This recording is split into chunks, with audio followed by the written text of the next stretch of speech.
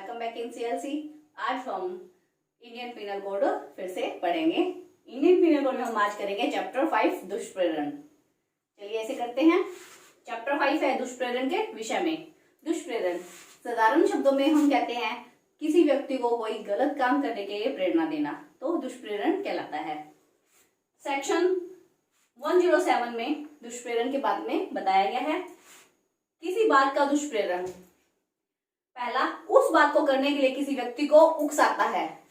देखिए, कोई किसी बात को करने के लिए किसी व्यक्ति को उकसाता है, तब हम कहते हैं कि वो दुष्प्रेरण करता है।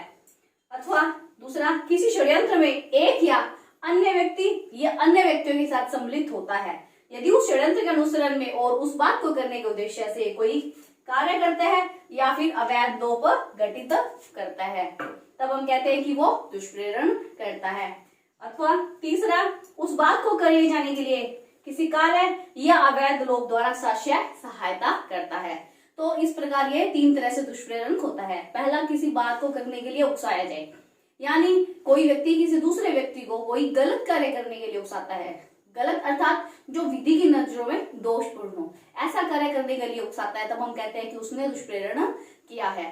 और दूसरा, कोई षड्यंत्र करता है, उस षड्यंत्र के अनुसरण में या उस बात को करने उद्देश्य में या तो कोई कार्य करता है या फिर कोई अवैध लोप घटित करता है, तब हम कहते हैं कि उसने दुष्प्रेरण किया है। और तीसरा, उस कार्य को करने के लिए उसकी साक्ष्य सहायता करता है।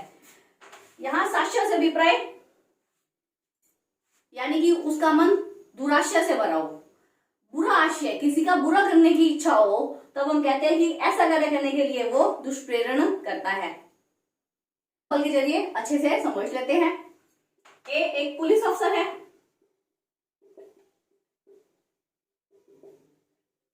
जिसके पास जेड को पकड़ने के लिए वारंट है। एक्स जो कि जानता है कि बी जेड नहीं है, जानबूझकर ए को यह उपदेश करता है कि बी जेड है और उसे पकड़वाता है। यहां पर एक्स ने दुष्प्रेरण किया है। एक्स ने उकसाकर पकड़वाने का दुष्प्रेरण किया है, क्योंकि उसने बी को किसी गलत इरादे से जेड बताकर पकड़वाया है, तो यहां पर एक्स ने दुष्प्रेरण किया है। इसका स्पष्टीकरण एक करते हैं।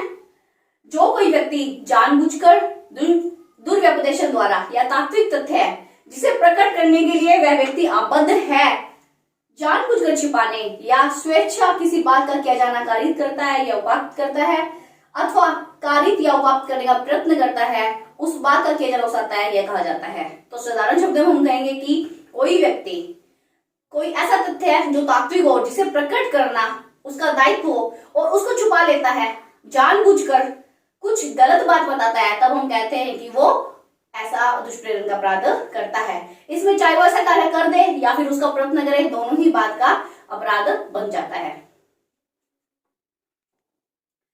इसका स्पष्टीकरण एक तो हमने अभी पढ़ा, जिसमें हमने बताया कि कोई तथ्य छुपाता है, तो हम इसको शॉर्ट में कर सकते हैं कि तात्विक तथ्य छिपाना। और दूसरा स्पष्टीकरण है साक्ष्य सहायता करना या फिर किसी कार्य को सुकर बनाना। साधारण शब्द में कहेंगे कि कोई व्यक्ति किसी दूसरे व्यक्ति को कोई गलत कार्य करने के लिए प्रेरित करता है और ऐसा कार्य करने के लिए उसमें साक्ष्य सहायता करता है, उसके कार्य को सुकर बनाता है, तब हम कहते हैं कि वो दुष्प्रेरण करता है। तो यह था सेक्शन 107। अब हम करते हैं सेक्शन 108। सेक्शन 108 दुष्प्रेरक के विषय में बताता है। दुष्प्रेरक कौन होता है? तो जो व्यक्ति दुष्प्रेरण का कार्य करता है वो व्यक्ति दुष्प्रेरक कहलाता है। जैसे ए ने बी को किसी गलत कार्य करने के लिए उकसाया, तो यहां हम कहेंगे कि ए ने दुष्प्रेरण किया है, तो ए दुष्प्रेरक है। सेक्शन 108 दुष्प्रेरक। दुष्प्रेरक कौन होता है? दुष्प्रेरक वह व्यक्ति होता है जो दुष्प्रेरण का अपराध करता है। सेक्शन 108 कहता है वह व्यक्ति अपराध का दुष्प्रेरण करता है जो अपराध के किए जाने का दुष्प्रेरण करता है या ऐसे कार्य के किए जाने का दुष्प्रेरण करता है जो अपराध होता, या तो वो अपराध का दुष्प्रेरण करता है या फिर ऐसे कार्य का दुष्प्रेरण करता है जो अपराध होता। यदि वह कार्य अपराध करने के लिए विधि अनुसार समर्थ व्यक्ति द्वारा उसी आशय या ज्ञान से जो दुष्प्रेरक का है किया जाता, तो हम क्या कह सकते हैं कि दुष्प्रेरक वह व्यक्ति होता है जो दुष्प्रेरण का अपराध करता है या फिर ऐसे कार्य को किए जाने का दुष्प्रेरण करता है जो कि अपराध होता, तो वह व्यक्ति दुष्प्रेरक कहलाता है। इसके दो स्पष्टीकरण हैं। स्पष्टीकरण पहला, किसी कार्य के अवैध लोभ का दुष्प्रेरण अपराध की कोटि में आ सकेगा, चाहे दुष्प्रेरक उस कार्य को करने के लिए स्वयं आबद्ध हो या न हो। दूसरा स्पष्टीकरण कहता है, दुष्प्रेरण का अपराध घटित होने के लिए आवश्यक नहीं है कि दुष्प्रेरित कार्य किया जाए या अपराध घटित करने के लिए अपेक्षित प्रभाव कारित हो। अर्थात कोई व्यक्ति जब दुष्प्रेरण करता है तो जरूरी नहीं जिस कार्य अपराध का वो दुष्प्रेरण कर रहा है कि वो होए, तब भी वह दुष्प्रेरण करता है। यदि वह अपराध पूरा घटित नहीं हो पाता तब भी वह दुष्प्रेरण करता है। इसको एग्जांपल से कर लेते हैं। ए बी को सी का मर्डर करने के लिए उकसाता है, बी ऐसा करने से इनकार कर देता है, तब भी हम कहेंगे ए ने दुष्प्रेरण का अपराध किया है। एक और एग्जांपल कर लेते हैं इसे।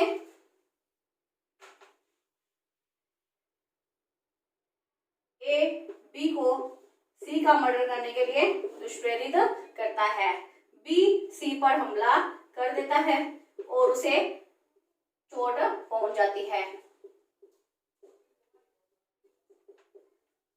लेकिन सी का घाव ठीक हो जाता है और सी बिल्कुल अच्छा हो जाता है, तब भी हम कहेंगे ए ने बी का मर्डर सी का मर्डर करने के लिए बी को उकसाया है, तो यहाँ पर ए दुष्प्रेरक है।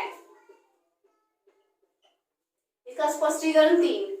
स्पष्टीकरण 3 कहते हैं, यह आवश्यक नहीं है कि दुष्प्रेरित व्यक्ति अपराध करने के लिए विधि अनुसार समर्थ होता या उसका वही दूषित आशय या ज्ञान होता जो दुष्प्रेरक का है, या कोई दूषित आशय या ज्ञान हो। तो इसका भी एग्जांपल हम कर लेते हैं। ए एक बी जो कि एक शिशु है,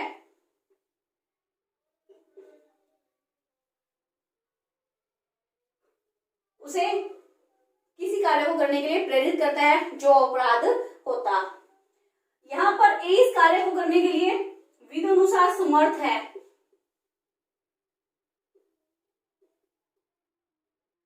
परंतु बी जो कि शिशु है वो विधि अनुसार समर्थ नहीं है, या फिर ए किसी पागल व्यक्ति को कोई कार्य करने के लिए उकसाए, तो चाहे बी जो विधि अनुसार कार्य करने के लिए समर्थ हो या न हो, ए दुष्प्रेरण के अपराध का दोषी होगा। ए चाहे किसी नॉर्मल व्यक्ति यानी कि जो विधि अनुसार कोई अपराधी कार्य करने के लिए समर्थ हो, उसको किसी अपराध के लिए दुष्प्रेरित करता है, तब भी दुष्प्रेरक कहलाता है। लेकिन यदि वो जो विधि अनुसार अपराध करने के लिए समर्थ नहीं होते, ऐसे किसी भी व्यक्ति को अगर कोई कार्य करने के लिए दुष्प्रेरित करता है, तब भी वह दुष्प्रेरण के अपराध का दोषी होगा, चाहे जिस व्यक्ति ने अपराध किया है वो विधि की नजर में दोषी हो या न हो, एक अपराध वही रहेगा। Thank you. आज की वीडियो में बस इतना ही, इसके आगे हम नेक्स्ट वीडियो में करेंगे।